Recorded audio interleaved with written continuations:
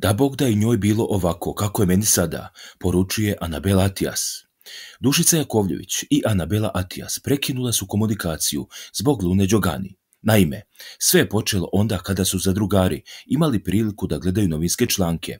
Dušica je tada Luni postavila pitanje o njenom boravku na Zlatiboru i naslovu koji je izašao u novinama: droga, seks i poznati fudbaleri. Luna je to negodovala i ponovila je da je reč o neistinama. Kako je rekla, ona jeste bila na Zlatiboru, ali navodno nije bilo ni seksa, ni droge, niti poznatih fudbalera. Dušica je zamolila Lunu da ponovo razjasni cijelu situaciju, pošto su se i gledaoci dotakli tog pitanja, a što je Luna i učinila. Međutim, Anabeli se to nije dopalo, pa je Dušici poslala poruku sa pretećim sadržajem. Napala je Dušicu da prestane da spominje Zlatibor, da će izneti prljav veš o njoj. Čak joj je i u jednom trenutku spomenula i decu. Nagovaraš Lunu da kaže da se drogira, iako to nije istina. Tek će se o tebi pisati i pričati, a ja ću pričati gde god stignem. Znam ja i šta tvoja deca rade.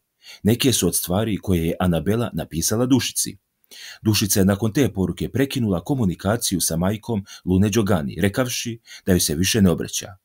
Razumem ja da je Anabela Atijas jedna preosjetljiva gospođa. Nemam komentar na njeno ponašanje. Ljudi moraju da shvate da ja nisam zadrugar, niti veliki šef, nego voditelj ove emisije. Također, imam privatni život i radno vreme.